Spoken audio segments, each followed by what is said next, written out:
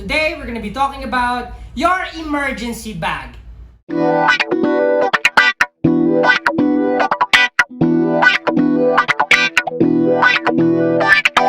Hi guys! Welcome back to our channel. This is Lonchee and Lonchee, and you are watching Lonchee Booth.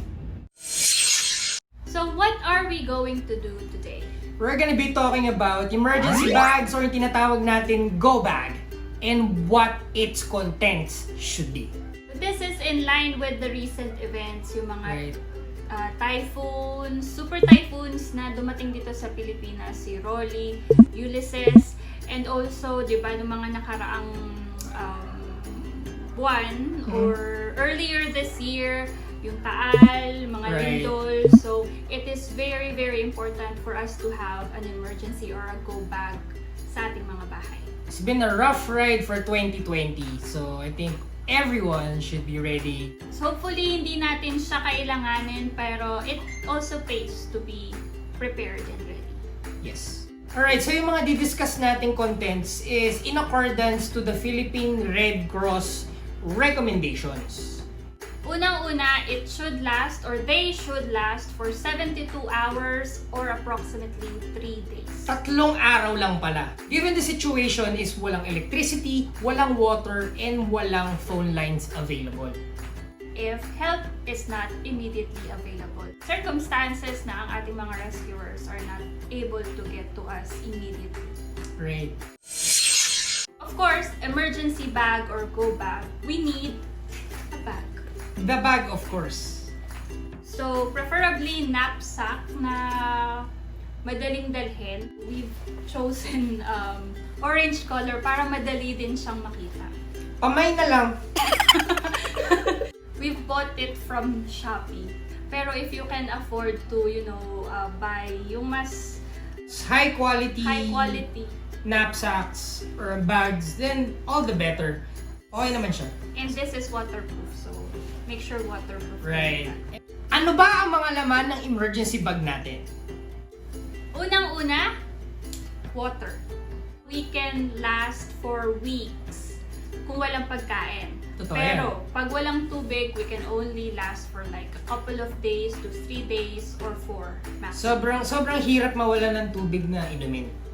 Yes. Recommended ng Philippine Red Cross is 1 gallon or 4 liters per person per day. Right. So that's 1 liter for drinking and 3 liters for washing. We only have 1 liter each. Pero if you have more containers or more means na mag-stock ng mas maraming tubig, much better. Of course, we should also consider kung kaya ba natin silang dalhin during emergency.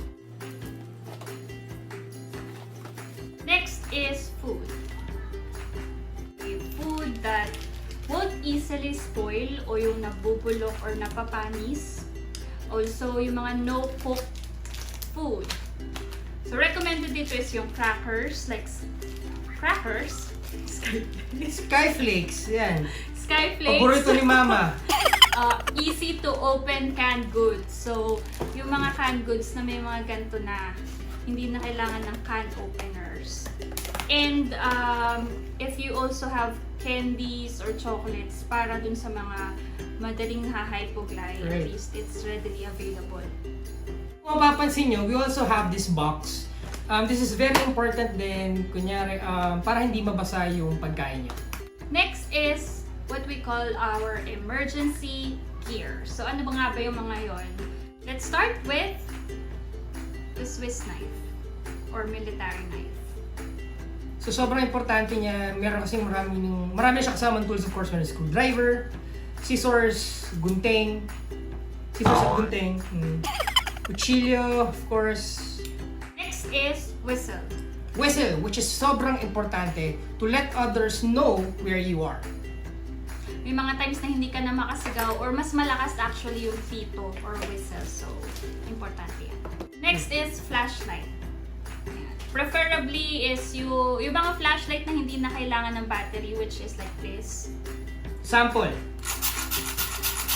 Yan, so parang mechanical powered batteries. Heavy duty flashlight na merong included batteries that would last for days. Of course, extra batteries. So maganda rin kung yung mga gears nyo is may plastic, ziplock. Para maiwasan din silang mabasa, of course. Yes, very important actually yung ziplock kasi marami tayong ilalagay dyang mga gamit. You will see later. Again, make sure that everything is waterproof. Next is posporo, match, or lighter. Right. Yeah. Again, ipasok natin siya sa ziplock just to make sure na hindi siya mababasa. Light source. So, kandila or lamps, rechargeable lamps. Plastic sheet. Yan, mga garbage bag, pwede natin gamitin yan. Yung mga malalaking garbage bag that will serve as our raincoat kung wala tayong kapote or yung pang sapin sa sahig. Sapin, para sa higaan. Next is basic or bar phone. Bakit importante yan? Bakit nga ba? So aside from your smartphone, mas maigi na meron kayong extra na bar phone. Mas durable ang bar phone. Alam natin yan. And most of all, mas matagal yung battery life niya. Ang susunod ay rope or lubid.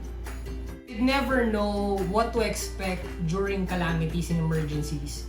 So, better na meron ka na rin dala-dalang rope. Importante din is yung meron tayong identity cards or IDs available para if ever the rescuers would get to us. Meron tayong pagkakakilanlan. Pagkakakilanlan. Make sure it's laminated or put in a waterproof plastic like Ziplocs. One thing that we're lacking dun sa content sa dapat na nasa bag, and that is actually yung radyo.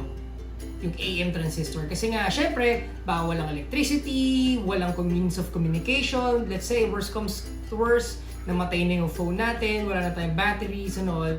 Para makinig tayo ng mga updates regarding sa evacuation or important messages na nire-relay sa atin. After our emergency gear, meron din tayo dapat of course first aid gear. Actually, this is very handy. Na-purchase din natin siya sa Shopee! Nandito na lahat yung mga kailangan natin. So, buksan natin kung ano yung laman niya. Emergency blanket. If you will see, para siyang foil, no? According sa label, reflects 90% of body heat, windproof, waterproof, of course. Used as blanket, shelter, or signal for reflecting light and radar. So, reflectorized din siya. Reflector din siya. Triangular bandage. We also have more bandages. Safety pins. Right. Kasi hindi mo alam kung kailan ka maglalagay ng lampet. Instant ice pack. May instruction naman sa likod kung paano siya gamitin. So there are times na kailangan natin ng cold compress. This is very handy. Scissors. Okay. Band-aids, bandages. Maraming bandages sa loob. Tayong tweezers. Micropore tape. Uy, meron ulit. Basta. Tourniquet. Tourniquet. And more bandages. Sterile bandages. For open wounds, cleansing wipes. Which is covered with Povidone iodine or yung betadine. betadine. If you have yung bote talaga ng Povidone iodine or ng betadine kasi it is a very powerful antiseptic kapag nagkasugat tayo, yun yung nilalagay natin instead of yung mahapding alcohol. Pero syempre meron din tayong alcohol. Kailangan talaga natin yan. Especially pandemic, we should also be ready to disinfect hands. Also, dinagdagan din namin siya ng, of course, masks. Most importantly, of course, are emergency meds. Right. Kadalasan nakakalimutan nila itong emergency meds eh. We have loperamide para sa aktibong tiyan. Phenylprin, hydrochloride, chloramphenemine, maliate, paracetamol, ay tinatawag nating BioFlu. BioFlu. This is not a sponsored video. Pero yung BioFlu kasi nandun na lahat para sa paracetamol for pain, fever, phenylephrine hydrochloride which is para sa sipon, diba? Katulad ng Unicef.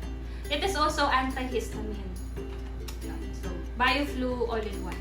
Right. Antiemetic, which is anti-pagsusuka.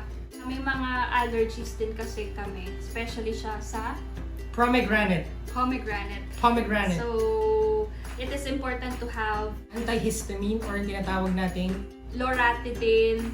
Of course, if you've got special medications na para sa'yo talaga, you should also have that. Let's say, Catapress, kunyari tumaas yung BP mo and you really need that, make sure to put in some dun sa bag. Prescription drugs, yung Right. mga maintenance drugs nyo for high blood pressure, Diabetes, blood sugar, and all those. arthritis.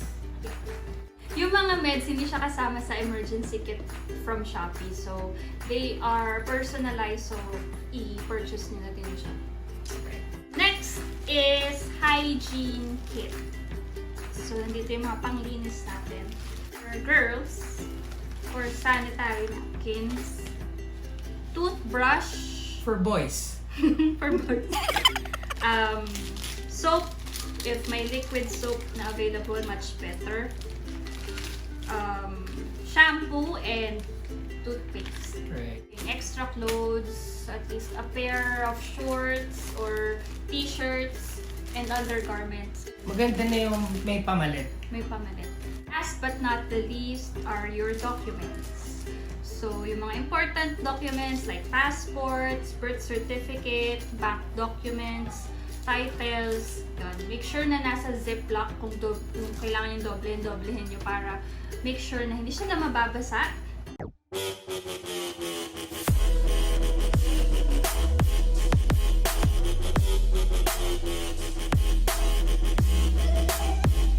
This is Lonchee Booth go bag or emergency bag.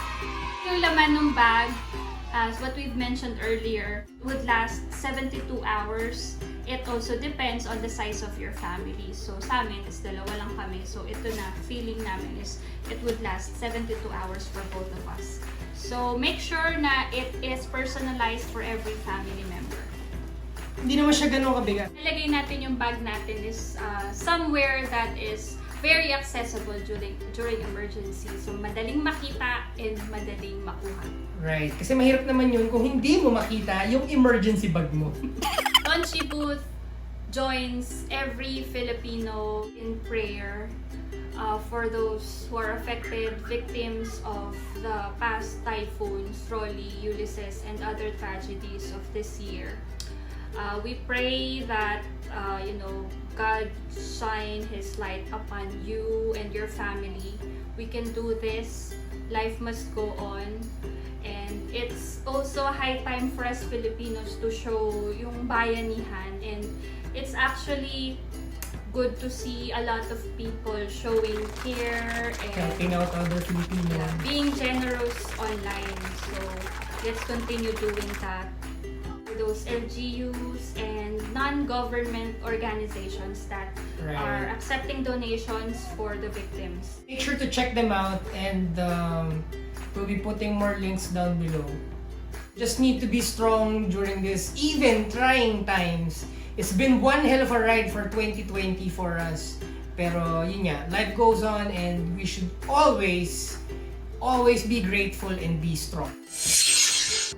Thank you so much for watching. This has been Lonay and Lychee, and you are watching Lonchee Booth!